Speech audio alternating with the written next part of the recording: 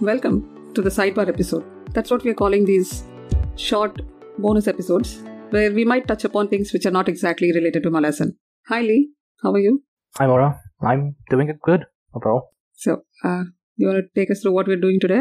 So, the other day, which I don't actually remember how long ago, it was like a month almost, Mora finished Rejoice, which is a sci-fi book written by Erikson.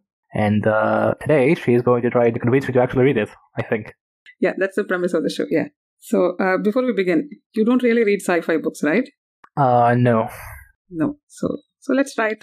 Because I consider myself more of a sci-fi reader than a fantasy reader, so, which is, I know, it sounds very ironic, but now Erikson has written a few other sci-fi books, I believe, right? Like Willful Child, which I've not read, because it's supposed to be a take on Star Trek, which, I'm sort of familiar, but I don't think I would get all the jokes inside that because it's supposed to be like a spoof book. I have no idea, so I've not read that. Whereas this one is a completely new sci-fi story, right? It was published in 2019, and I think you can tell us the publisher's summary, and then we can just start talking about the book.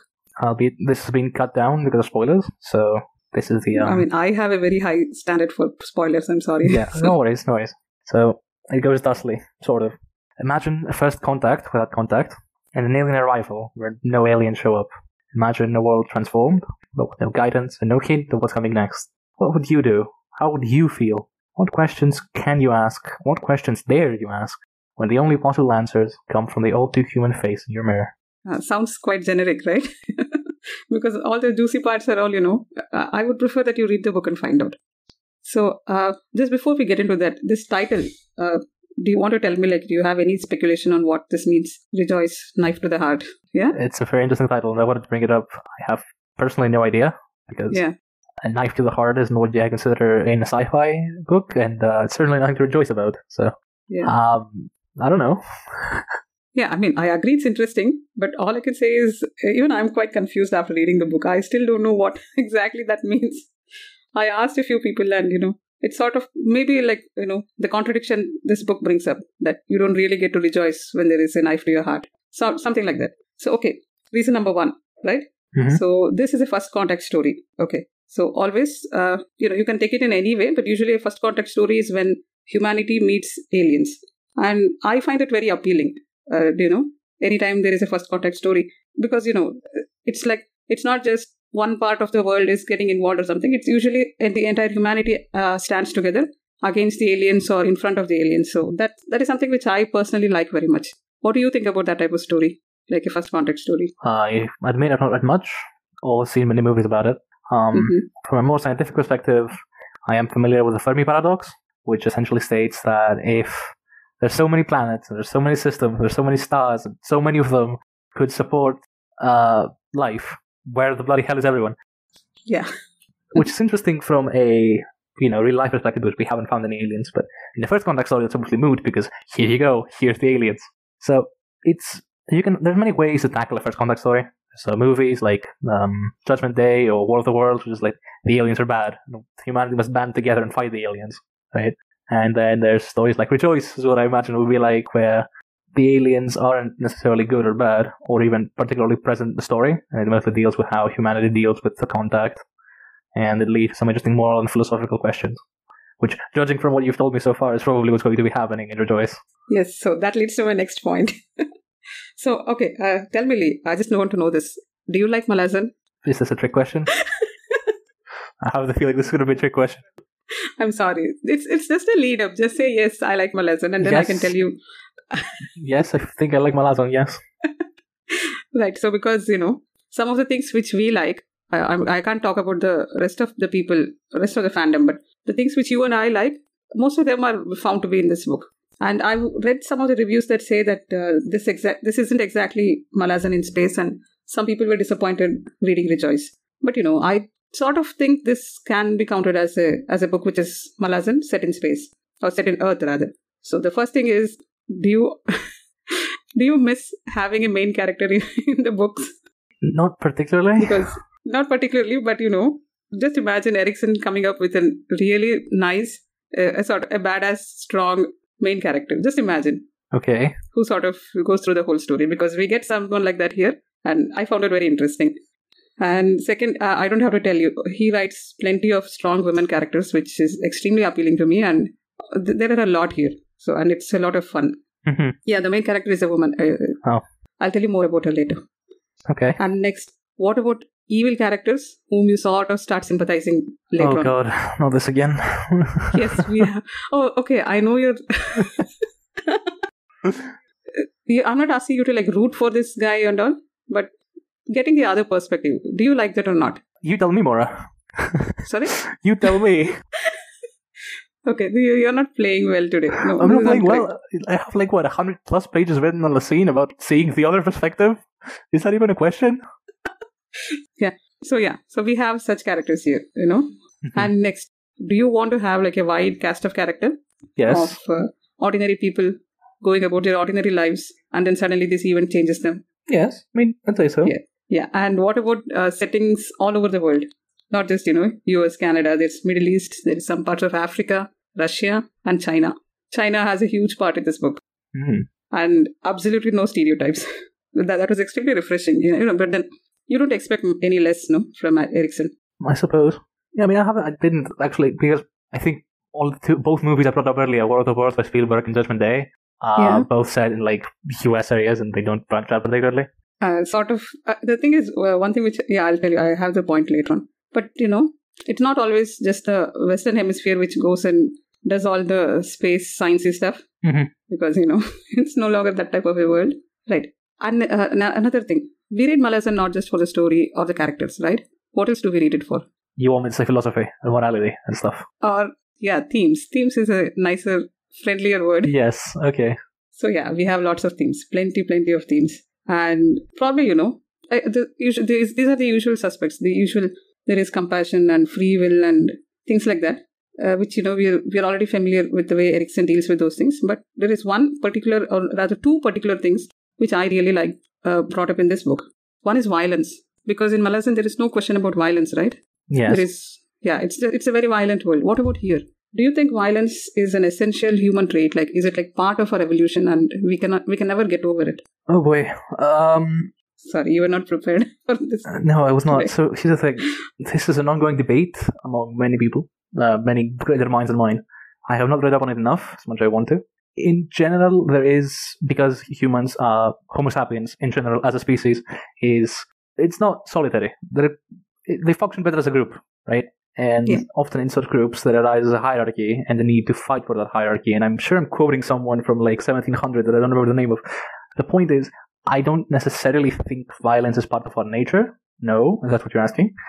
But I think it arises naturally from how do I put this? It arises naturally from things we impose, like hierarchies and governance systems and etc. etc. You made a really excellent point. So I don't think I can elaborate on that. Just one more question. Like, at what point do you think violence can be justified? Okay. I don't know. Yeah, there's no answer here. These are just questions which are raised. I'm not asking you to like answer the questions, but just to consider. Like, these are things which are explored. And I found it really interesting. Like, it's not just about following the story, right? These things come up and the same themes are brought up through multiple POVs. And then you have to like stop and think about it. So, a second thing, which, I don't think you're going to like this. Just in binary terms, do you think humans are good or bad? Oh, God. Okay. Yeah, I know. Yeah. No, you don't have to answer me, but, this is an interesting thing to look at, right? Just in binary terms, I think the question in and of itself is a bit silly, because analyzing and reducing humanity down to binary is the way you get bad things to happen. Yeah. Because in general, I think from a psychological perspective, in order to commit violence, you need to make arbitrary divides, like us and them, us and the other. Again, philosophy that I'm not wholly qualified to talk about, but that is also what has led to many great atrocities throughout history, and I think simply categorizing humanity as a whole as good or bad is a difficult question to answer properly, and I think the best answer is that's not a proper question to ask. It is an interesting talking point, but I don't think the answer would be good, bad, and that would be going to be correct. Yeah, that's fine. Another thing in this book, which I think you will find interesting, is the concept of God. So there are a few religious viewpoints, not many. And one character in particular, especially because I'm reading about the Seer Domin and Redeemer right now, it sort of reminds me of that. So whenever you read the book, I think we'll have something interesting to discuss. Mm-hmm. Next point. All the world leaders like Trump and the Chinese premier and all that, Erikson has just made them like real life people. And it's really funny. And it's not exactly like caricaturing all these people. It's just, now imagine Trump being like completely coherent and the people around him are quite absurd. Sort of, it's just a play on that. But there are lots of real life, real life imitations of all the world leaders, which I don't know. I found that interesting. Mm-hmm. Do you find it interesting? Maybe not. I would have to look at it to know for sure. But yeah, that sounds like it's playing with fire. Is it? I don't know. Erikson does play with fire in this book. So. I mean, for sure. He's no stranger to that. It's just...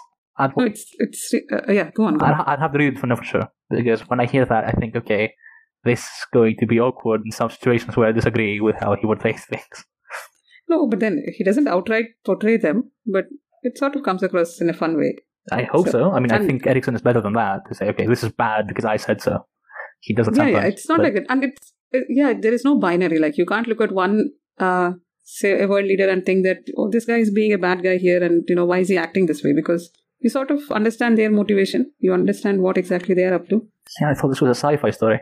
It is. It is meant to be. Do you know, this is why I love sci-fi. Can I just tell you that all these huge scientific things and all the physics theories and all these other stuff, these are just distractions. At the heart, there is always a simple human story. It's always like that. I mean, the most of the sci-fi which I love are like that. So sci-fi is just it's just a setting in which to play with these themes, sort of like fantasy maybe. So anyway, another thing, there is a lot of humor, like, the type of dry humor you're used to. Mm-hmm. So the AI we meet here is extremely sarcastic and it is a fun AI. And there are some small slapstick comedies too, like a bank robbery gone wrong and things like that. So it's not much, but it's quite funny when it happens. Yes? Yes. I'm starting to notice that there are no aliens here. I just mentioned the AI. Yes. But then that was quite obvious in the publisher summary, right? It's the first contact with no contact. Yes. Yeah. I mean, okay, but... so, go on, what did you want out of this book? I'm here for the aliens, and there's no aliens suddenly. So, what gives? Aliens in the sense you wanted them climbing down to Earth on a spaceship and, standing around like that? I think a genuinely intelligent but not imperialist portrayal of aliens is very desperately needed, because basically you have the aliens that are conquerors and imperialists and they come to Earth to conquer it and colonize it and stuff. Or you have the extremely technologically advanced aliens that are just like looking at Earth as a plaything or a laboratory or something. Yeah. I want something in between, and I think Erikson can put that off very well. I'm just, Yeah, and then there is also lots of pop culture references, which, Yeah, because, he loves Star Trek, so... Yeah. Of course, so there is all this Soylent Green and, names like Klingon, Bird of Prey and things like that are dropped in. Even Prime Directive from Star Trek, I think. Yeah. It says... whenever you meet a different civilization, like an alien civilization, you're not supposed to interfere with them.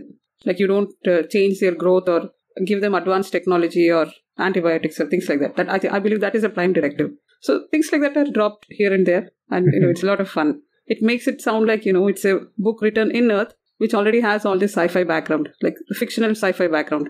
So I found it a lot of fun. Most books don't do that, right? I mean, most sci-fi books tend to ignore all the other sci-fi works that are already in existence. So that was a lot of fun. Right. But then, yeah. You have anything to say? No, shall I go on?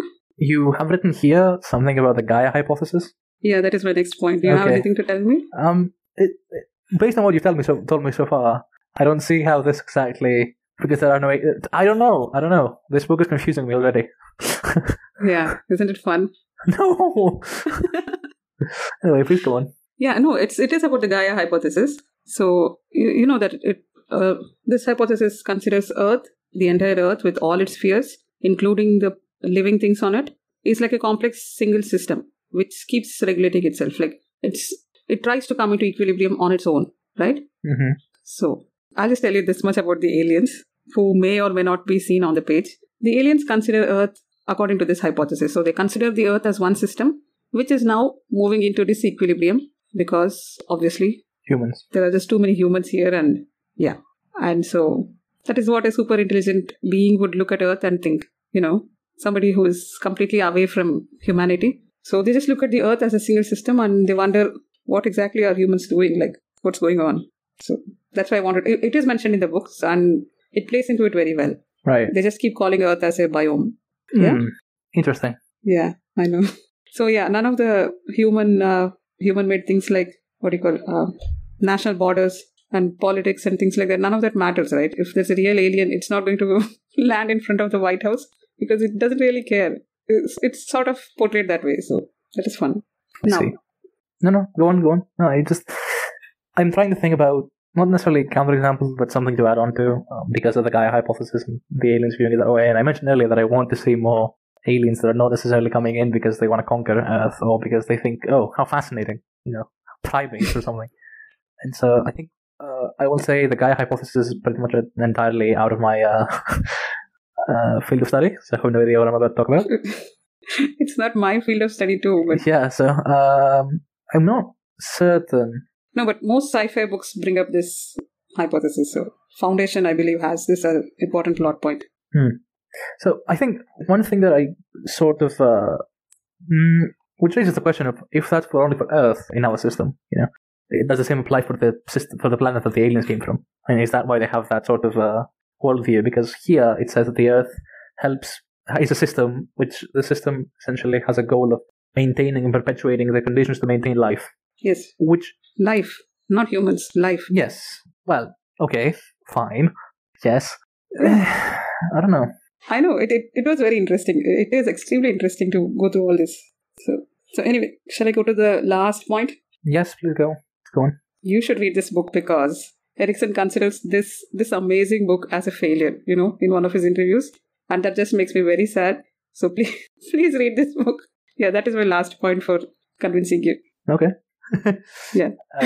So, you said whenever we were talking about this, you would say that this book raises a lot of moral questions that you're not sure if you're ready about, and you asked a lot of those to me, Yeah. So that's one thing I want to touch upon is, from my experience, Steve, in his books, generally seems to subscribe to a theory of moral universalism, which is why you asked me, I imagine, are humans good or bad? And how much do you justify violence? To which degree? I think I know what Steve's answer to that would be if you were to ask him. But can I just tell you? Yes. Because, this is not limited to a small scope of people or a small number of events. There are I counted about 13 POVs, 13 different settings where this story takes place. And I'm not sure whether I included the world leaders in this 13 or whether I kept them all separately as one huge mass. The thing is, these questions are just explored in different ways because the answers are different for all these people in all their different settings, right? Depending on their worldview and their upbringing and their mental makeup, everyone has a different answer to these things. Yes. But yeah, probably we'll have a much more interesting discussion once you finish reading this book. The other thing I want to talk about is, yes, you want to say something? Yeah, no, I was just winding up. Go on. Okay. The last thing I want to talk about, I think, is basically the Gaia hypothesis that you brought up. To my science-y brain and my simple primate brain, it sounds very egocentric and very, I don't know, it feels like it attributes a purpose to Earth, one, and two, it feels very teleological, which means goal-oriented. It's very, basically hindsight. Reviewing it through hindsight and then attaching it to as destiny or inevitability. Because, of course, this system would develop life eventually. Oh, that is not the way. It is not about developing life. It's about sustaining life. Okay. Because, this doesn't cover how exactly life originated here or any of those things. It's just that given the conditions right now, the rest of the systems, they keep regulating each other so that life keeps continuing, I think that, this is all I've understood and this is the way it is explained in Wiki. Right, but yeah, I understand, yeah. I guess, because I think we kind of have to define how low we're going to go when we consider life. Is an amoeba alive? In that regard, is Earth as a system working to maintain the conditions that would allow something like an amoeba to survive? If so, okay, I can sort of buy that because it will be really difficult to destroy all amoebas, right? To assume that it's constantly working towards that end, I think is a bit iffy. Which then interests me in the sense that if the aliens believe that, how did they arrive at that conclusion? That, okay, these aliens that may or may not appear on the page, They have a super intelligent AI, so you can assume they have learned all these things before. So, yeah, it's difficult for me to wrap my brain around, Yeah, that's okay.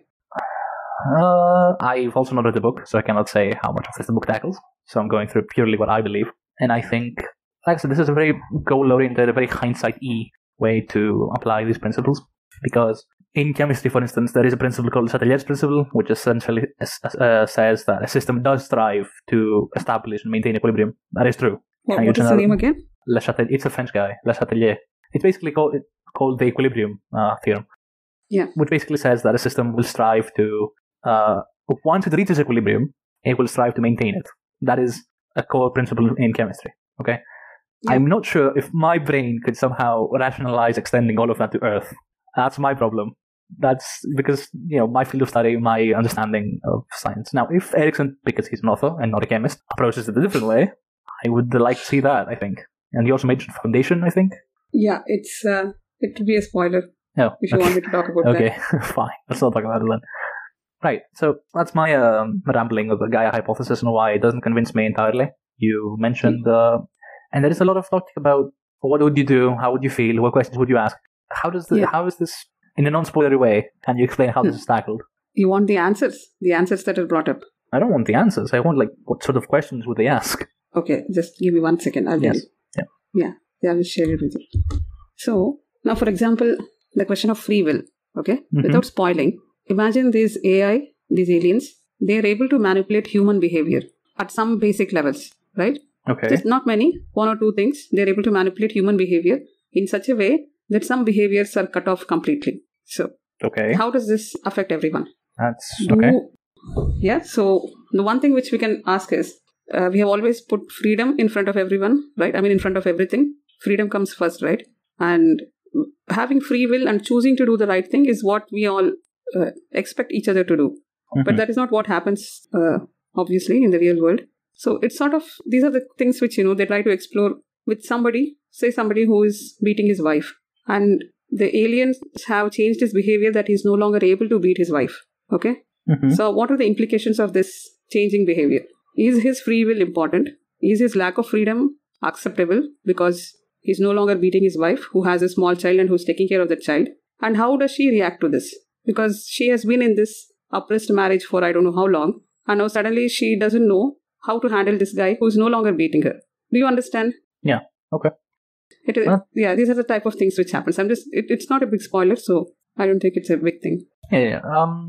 My struggle is mostly because I have some, I want to say, preconceived notions about Erikson's writing and the way he approaches morality and philosophy. And which, of course, if you've read Malazan, you know why, because he figures a lot with philosophy. And so I wonder, because you said he tackles these questions through a lot of POVs, which he also does in Malazan. That's not really surprised anyone. But always through every POV, it seems that some sort of message eventually culminates and comes through. The classic theme of compassion, the one mentioned earlier. The lack of relativism in moral or ethical manners. So he rejects moral relativism. Well, Janeth does, but he does too, indirectly. And when you asked me, for example, the aforementioned thing I brought up earlier, are humans good or bad in a binary, or should you approach them in a binary to begin with? I started getting a little iffy about, oh god, this is going to be one of those books, isn't it? But, maybe I phrased it the wrong way, but No, I think the way you've described it so far, it doesn't feel like it's going to be one of those books, so to speak, where they thrust you up their theme, and you feel like, okay, here's multiple different opinions, but this is the one you should support, Because unlike Malazan, where it's in the past, and with hindsight, we can view and say, okay, yeah, this probably was best. Here, it's a real world. You mentioned there's real world leaders, there's real people. So to provide concrete answers would be difficult, and I think would display too much of the authorial intent and bias within the book, which is not something Steven does. Can I? There are a few points, there are a few characters in which you sort of get the bias. It does come across, and maybe those things you might not like. I mean, here's the thing. Of course it's going to come through, because someone is writing it, and things they agree or not with, or they don't agree with, are going to have different treatment because no one is perfect. Everyone has biases. So, of course, they come through in his writing. The difficulty is in how one handles that. If I was to write something like that, I would absolutely butcher it, and from like the first 5 pages, okay, this is good, this is bad. Steve doesn't do that. Steve is not better at handling this, sometimes, not always. Most of the time, he's very good at handling this sort of thing and showing you both sides of a conflict. And, well, I'm the type of guy that, as I've mentioned, made 100+ pages worth of an essay about why someone isn't as bad as people make them out to be. So, if Steve was too much focused on the binary of good versus bad, I would not be doing that. So, from what you've said thus far, I believe I might read the book sometime, especially because the last point sold me. That's a failure. He considers it a failure, yeah. I mean, he considers Katana a failure too, right? Because it didn't sell much. He does, yeah. So in the same interview, he mentions both of this and says, I don't understand real expectation and all that. So his failures are really good, so might as well read them. So yeah, I think we'll be back here. We'll discuss with Joyce eventually, because I probably did it. And eventually. I'm very happy to hear that, yeah. So, thank you for convincing me, I think. Yeah. I don't know how to deal with this kind of, the publisher's summary really threw me off a curveball. Sorry? The publisher's summary really threw me a curveball the first time I saw it, because this file's been here for a while, and even now, as I'm all over it, like, okay, what do you mean a first contact story without a first contact? So yeah, that is just, it sort of becomes, it just fades into the background. Something as huge as no aliens are right there, but, it's just a small part. So yeah, I get the feeling you're dancing around spoilers. So I think this is about a good time to stop. Yeah. And then we can have a nice spoiler-filled discussion because there is a lot to talk here. Yeah, ideally. Okay. Yeah. Thank you for your time, Lee. Thank you for convincing me, Mora. Yeah. So we hope you enjoy. Have a good night, good evening, good morning, whatever. That's a good day. Bye.